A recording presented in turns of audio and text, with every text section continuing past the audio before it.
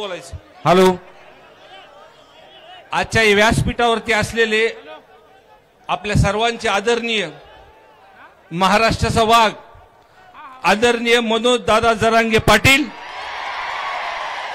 व्यासपीठावर असलेले सर्व पक्षाचे नेते, सर्व संघटनाचे पदाधिकारी, सर्व जाती धर्मातून आलेले सर्वच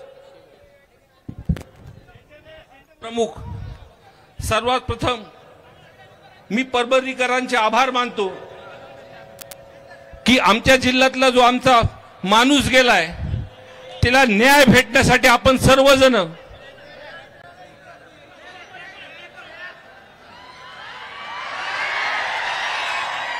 या उन्हातानात आमच्या जिल्ह्यातलं जे आमचं जवळचं पोरग गेलंय त्याला न्याय भेटण्यासाठी आपण सर्वजण उन्हात उतरले, त्याबद्दल मी बीडवासियांच्या तरफचे सर्वांचे आपले आभार मानतो.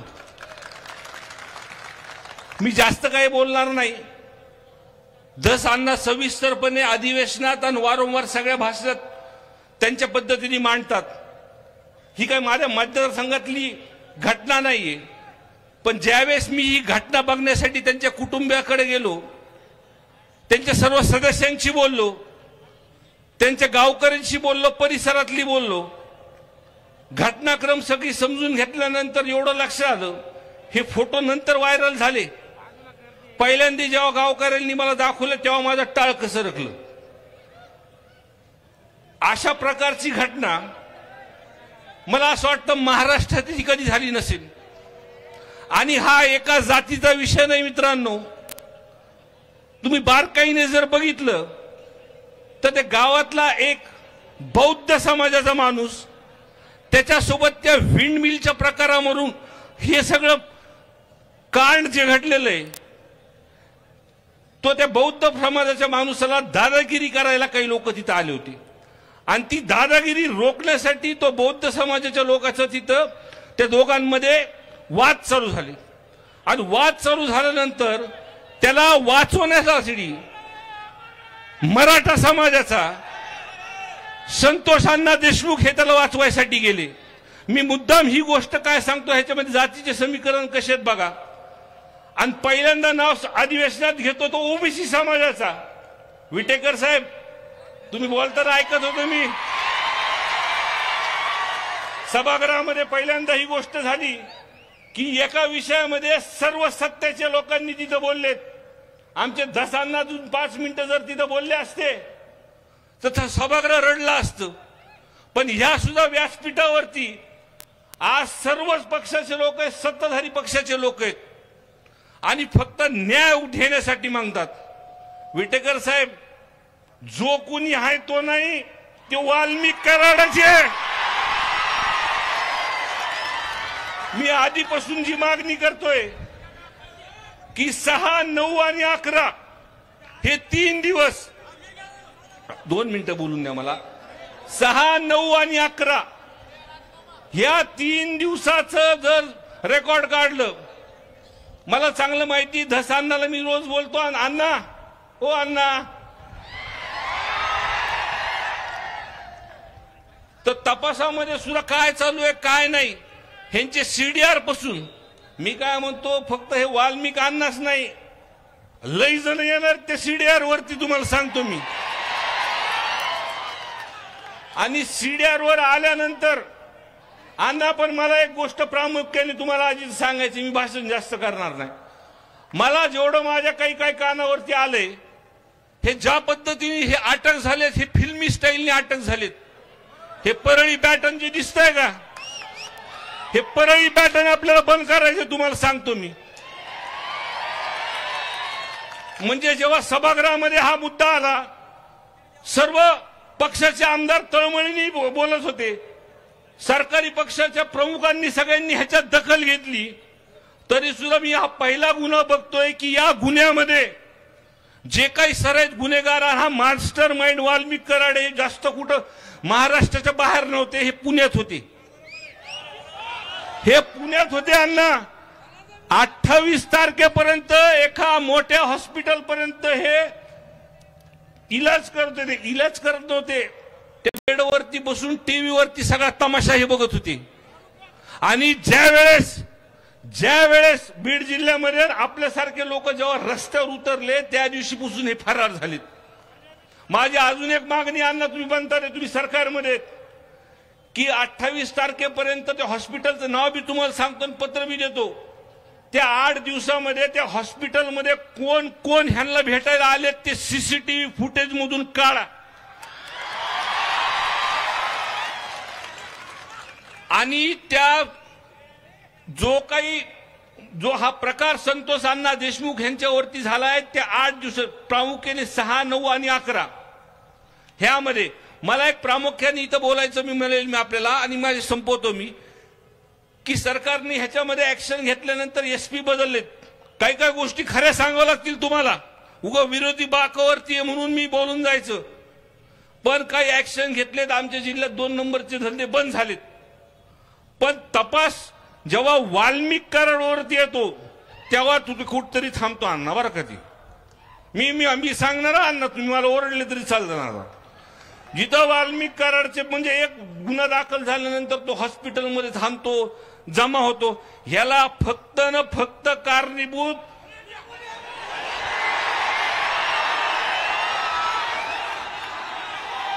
ह्याच्यामध्ये प्रामुख्याने गोष्टी मी सांगतो.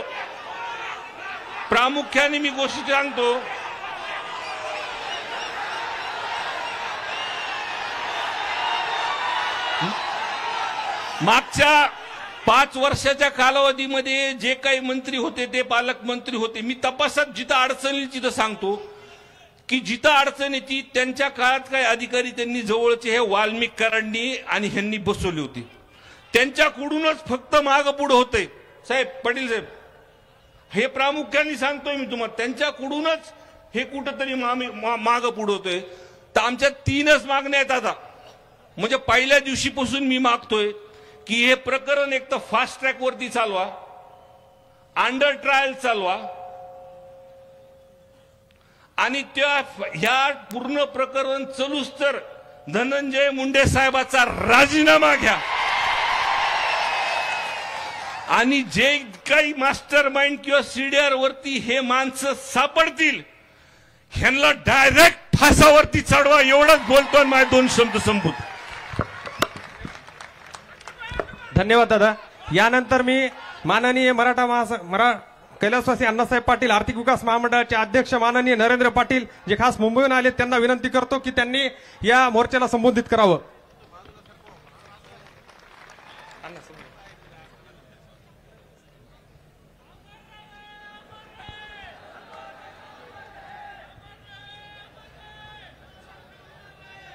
अमर रहे, अमर रहे, अमर रहे, अमर रहे.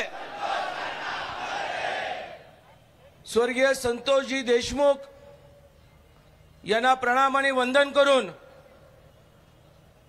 आज बीड नंतर महाराष्ट्राच्या प्रत्येक जिल्ह्यामधील असणाऱ्या प्रत्येक 12 बलुतेदार 18 पगड जात्यातल्या असणाऱ्या लोकांचं नेतृत्व करणारा आमचा मराठा समाज हा रस्त्यावरती उतरलेला आहे. आणि रस्त्यावरती उतरल्यानंतर एकच मागणी आहे, आकाला उचला. आणि आकाचा जो पक्षाचा नेता आहे त्या नेत्यालाही त्या ठिकाणी राजीनामा घेतल्याशिवाय कुणी शांत बसू नका. कारण हा खरा सूत्रधार कोण आहे तर धनंजय मुंडे आहे. आमची काही सोयरी नाही त्यांच्या बरोबर, त्यांच्या पक्षाबरोबर का सरकार बरोबर. आमचा खरा माणूस, आमचा जीवाभावाचा माणूस, आमच्या जातीतला माणूस, 12 बलुतेदारांचं संरक्षण करणारा माणूस त्याचा प्राण गेलेला आहे. आम्ही कदापि विसरणार नाही. राजकारणामध्ये अरे फडणवीस साहेबांचा जिथे मुलगा असलाय आणि काय दरवेळेला लोक आमच्या कामाबद्दल संशय व्यक्त करतात.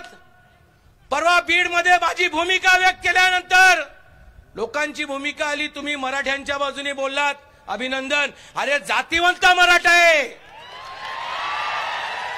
एखादा चाकू काढून जर रक्त काढलं तर अण्णासाहेब पाटील आणि 96 कोळी मराठ्याचंच रक्त दिसणार आहे. नेता कोणी असला आणि नेता उद्या जर आमच्या समाजाला वाचवू शकत नसेल तर नेतापेक्षा समाज मोठा आहे, हे जाहीरपणे आम्ही तुम्हाला सांगतो. परवाचं आमचं भाष्य झालं, थोडक्यात बोलून गेल्यानंतर काही सूचना आल्या.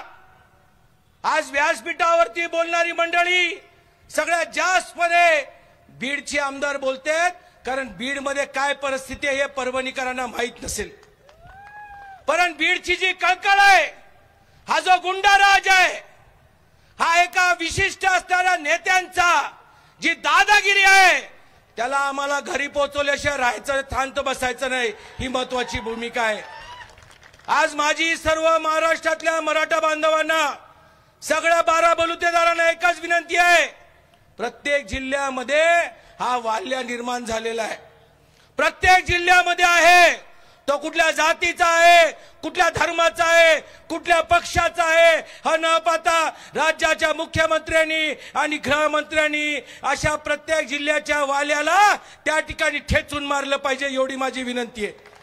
एक मराठा म्हणून माझी जबाबदारी आहे, एक महामंडळाचा अध्यक्ष म्हणून जबाबदारी आहे की भविष्यामध्ये याच मराठवाड्यामध्ये, खास करून बीडमध्ये आम्ही महामंडळाचं विभागीय कार्यालय काढू आणि मराठा समाजाला व्यवसायाच्या निमित्ताने मोठ्या प्रमाणामध्ये ताकद देऊ. आता शांत बसणार नाही. कालपर्यंतची मर्यादा होती, पण जर भौगोलिक परिस्थिती जर आपण बीड जिल्ह्याची पाहिली, मोठ्या संख्येने असलेला समाज जो मराठा समाज आहे तोच नोकरदार झालेला आहे. अरे एका वेळेला महाराष्ट्राचं नेतृत्व, हिंदुत्वाचं नेतृत्व छत्रपती शिवरायांनी केलं.